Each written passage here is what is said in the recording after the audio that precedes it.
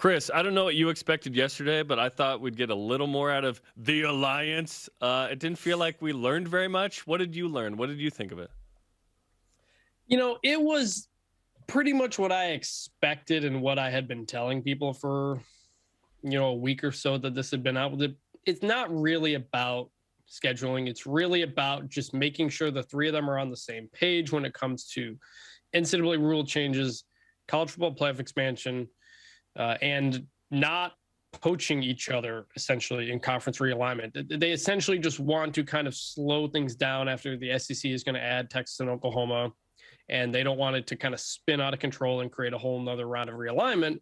So they came together and said, hey, let's kind of make sure we're on the same page with this stuff, make sure the SEC doesn't pull another fast one on us. And that's it. They said they want to do scheduling, but they're not going to break any contracts, which means none of those alliance games are going to happen for 3, 4, 5 years.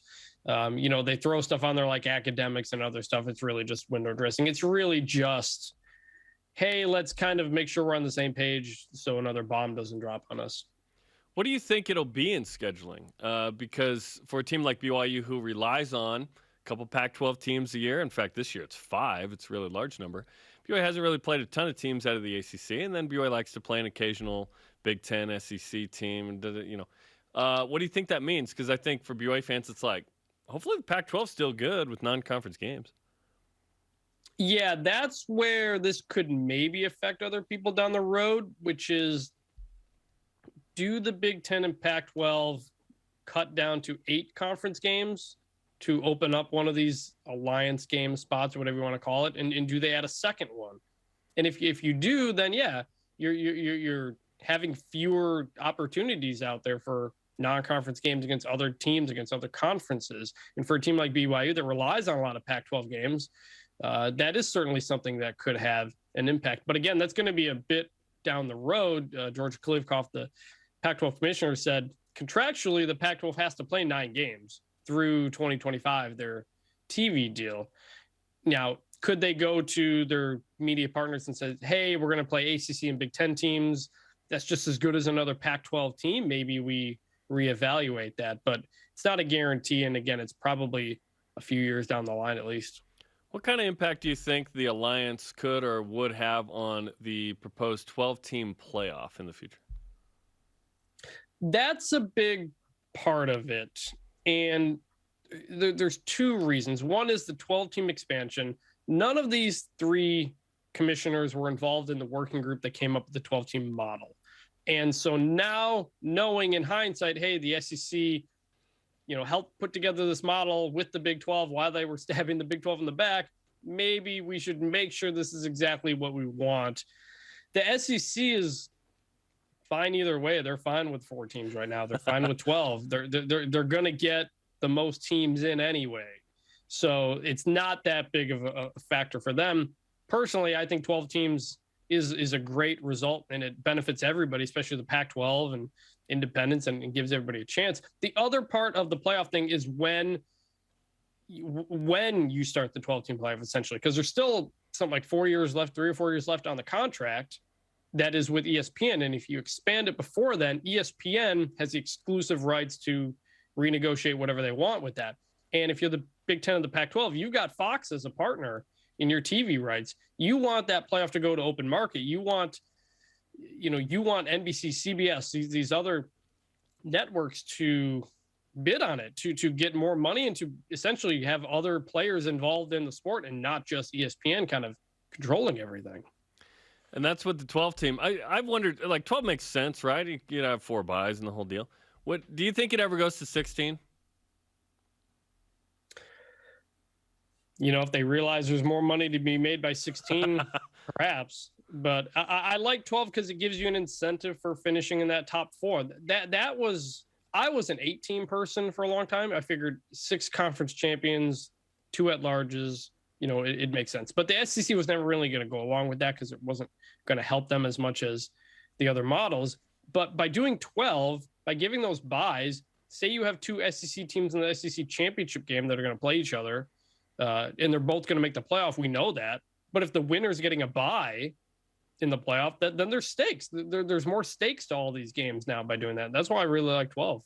Yeah, 12 is a fun number. I hope they get to it, and I hope they get to it sooner than later. We're talking with Chris Vanini of The Athletic. He used to write about the G5s. Now he's the whole country, which is exciting. So let's talk about the Big 12 and all this. So obviously the SEC is NFL 2. That's what I'm calling them now. And then you have the Alliance, and then the Big 12 is kind of looking around. Like, what you wrote about the Big 12 as well on The Athletic. For those that missed it, go to The Athletic, check it out.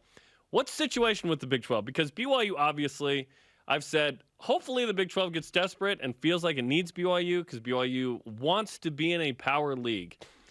What's going to happen with that league? Will they expand at some point? Because right now it feels like they're pretty content. They don't need to make a move at the moment. Yeah, they're in a weird spot. Kind of all the dominoes have to happen within that league. First off, when are Texas and Oklahoma going to leave? You're not going to expand until they leave. And the Big Ten is content on making Texas and Oklahoma stay as long as they possibly can. It's just they're not going to let Texas and Oklahoma walk away and devalue them. So that's the first thing that needs to happen. Also, these remaining Big 12 teams, the remaining 8, do they get any interest from the Pac-12, from the Big Ten, from anybody? Probably not. And the fact that the alliance happened kind of solves those conferences' issues without having to add anybody.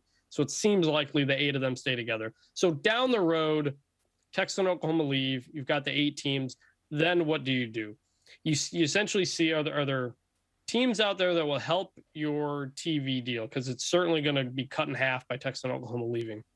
So the candidates, the top candidates would be, BYU, UCF, Cincinnati, Houston, Boise State. Those are probably the most appealing teams, at least mostly from a football perspective.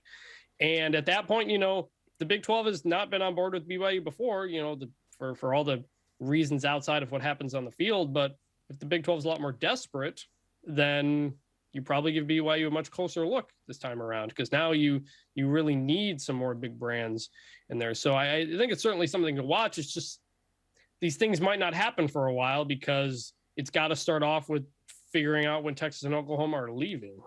Yeah, so no sooner than when they leave or 2025 could be the first year, but it'd be a year or two before that they kind of announce it, I imagine. Okay, I want to talk to you about this, because the 12-team playoff, when that idea came out, I was like, whoa, that'd be fun, and what's BYU's role in potentially getting to that one year, right? The best way for BYU to get into the playoff, if it's 12 teams, isn't to be in a Power 5 league. It would be to be Indy or in a Group of 5 league. So it all depends what you want out of BYU football. Nationally, I'm interested in your perspective as you see it. Here, we may have a different opinion, whatever. Right now, BYU wants autonomy, in my opinion. It wants to be on ESPN. It wants to be able to make its own schedule. It wants to be able to have this NIL deal with Built and go viral with the walk-ons being paid for and everything. Things are going pretty well right now. But in the long term, kind of what do you want out of a season? What do you want out of your program? Making the playoff would be sweet, but also being in a Power 5 league would be sweet if that invite comes. So what do you see in the future for BYU, as it relates to the playoff and trying to get into that? Well, what they want to do, I don't know. That's up to them. I mean, you just laid out all the reasons they like being independent. But as it relates to making the 12-team playoff, you're probably better being assuming a Power 5 invitation doesn't come, you're probably better off being in a Group of 5 conference. I mean, we don't even know what the Big 12 is going to look like in 5 years. If they continue the 12-team playoff with 6 conference champions, that's essentially 2, there's a Group of 5 spot, and maybe the Big 12 is a Group of 5, Group of 6 schools. So then you have 2 spots. And, Boise State was in talks with the American last year, but after the 12-team playoff came out, it's not really an incentive to go join the American anymore, other than a little bit more money. Boise State's path to the playoff is probably easier in the Mountain West than it is in the American. So if you're BYU, obviously I'm sure a lot of people don't want to go back to the Mountain West, based on how things ended. It ain't happening. But your playoff opportunities would be better by joining a conference. Big 12 would obviously be ideal, but even the American would not be a bad option. Yeah, no, for sure. And there's no way BYU goes back to the Mountain West, given how it ended, like you said. With the American, it's really interesting because When BYU was in the Mountain West with Utah and TCU in like '06 to '09, there was a run there where the Mountain West had 3 top 25 teams. That's what the American has become now with Cincinnati and Memphis and UCF and Navy and Houston. Like, it's a good league. You could almost make an argument on their best year. It rivals the Big 12 without Texas and Oklahoma, so it's kind of interesting. And you brought up sort of this, maybe it's a Power 4 and Group of 6, who knows? But it's interesting. Do you see the AAC being a player in anything in this conversation, or are they maybe just going to get the best of the rest and be the top Group of 5 league? Well, they're in a tough spot because they want to add Big 12 leftovers, but if the Big 12 leftovers stay together, then they're going to want to add probably American teams. If you add a UCF and Cincinnati, suddenly the value of the American goes quite a ways down. So the American has the most to gain, but also the most to lose. And if you're the American and you lose UCF, Cincinnati, Houston, maybe Memphis, then you're not any different than Conference USA or the Sun Belt, essentially. So it's kind of an existential crisis for them as well. You kind of got to play offense to play defense, essentially. And there was that report, Bob Bowlesby kind of accused the American of colluding with ESPN to try to get Big 12 teams to the American. I mean, the American is going to try to add Big 12 teams no matter what, but American teams want to join the Big 12. They just can't say it publicly. So everybody's kind of playing this dance, but the Americans sitting in the spot where they're the best league, but they could get poached because of that. And then if that happens, then they're in a really difficult spot. That's well said. We'll keep an eye on that. Okay, BYU getting ready to play Arizona next week. Expecting a starting quarterback announcement today for BYU. What's your impression of the Cougars going into 2021?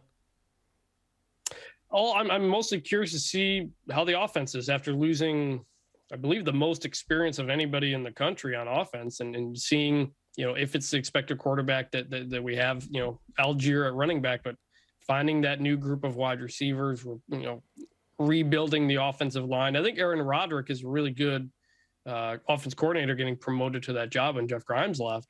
But that schedule is tough. I mean, last year's schedule, it was a lot easier. I mean, there's no way to put it. It was quite simple. This year's schedule, 5 Pac-12 teams plus some other top group of 5 teams. It's a really, really hard schedule. And I know coming off 11-1 on the top 15 season is great, but if you're BYU, if you can get to a bowl game out of this season, I think it ends up being a really good year.